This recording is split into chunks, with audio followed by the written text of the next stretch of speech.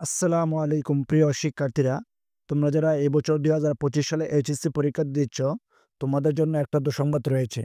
তো এই দুঃসংবাদটা কি আমি এই ভিডিওতে বিস্তারিত বলবো।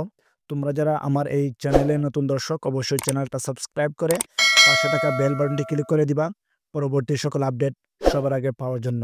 তাহলে চলুন আমরা এখন মূল ভিডিওতে চলে যাই।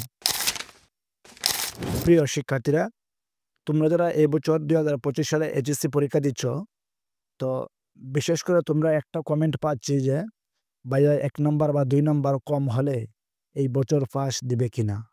প্রিয় শিক্ষার্থীরা, অলরেডি তোমরা জানো যে তোমাদের ছোট ভাই যারা এসএসসি পরীক্ষা দিয়েছে তাদের রেজাল্টের কি পরিমাণ ১০ নামছে আশা করি সবাই দেখছেন। বিগত ১৬ বছরের ইতিহাসে এমনটা রেজাল্ট হয় নাই।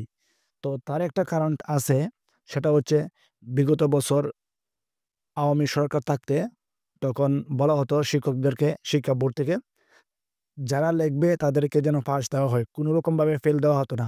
এমনটা আমরাও দেখেছি। টিচাররা অনেক নাম্বার দিত। লেখা সঠিক হোক বা না হোক, খাতার মধ্যে লেখা থাকলেই নাম্বার দিয়েছে। তো এই বছর শিক্ষা বোর্ড বলেছে যে এখন শুধু লিখলেই নাম্বার না, সঠিক উত্তর লিখতে হবে, তাহলেই তোমাকে নাম্বার দেওয়া হবে। পাশাপাশি যে খয়রাতি নাম্বার বলেছিল শিক্ষা উপদেষ্টা, ঠিকই এই খয়রাতি নাম্বার এখন আর দেয় না।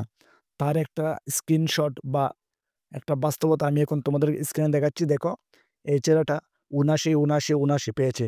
অথচ তাকে অথচ তাকে ১ বাড়িয়ে দিয়ে ৮০ বানিয়ে এ প্লাস দিচ্ছে না। কিন্তু অন্যান্য বছর, বিগত বছরে কেউ যদি ৭২, ৭৩ পেয়েছে, তাকে কিন্তু ৮০ বানিয়ে এ প্লাস দিয়েছে। এই বছর আর এই সুযোগটা হয় নাই। দুঃখ লাগে, ৭৯ পেয়েছে তারপরে ১ বাড়িয়ে দিয়ে ৮০ দেয় নাই। এটা কি ভাবা যায়? তাহলে কতটুকু কঠোর হয়েছে এবছর। তো বিশেষ করে যাদের এবছর নম্বর কম হবে, অর্থাৎ তোমরা ২ নাম্বার ৩ নাম্বার বাড়িয়ে দিয়ে পাস অথবা এই এ প্লাস, এই চিন্তাটা বাদ দিয়ে দাও। আমরা এসএসসির যে অবস্থা দেখেছি, তাদের এই বছর সর্বোচ্চ ৬ লক্ষ শিক্ষার্থী ফেল। বিগত ১৬ বছরে ৬ লক্ষ শিক্ষার্থী একসাথে ফেল করে নাই।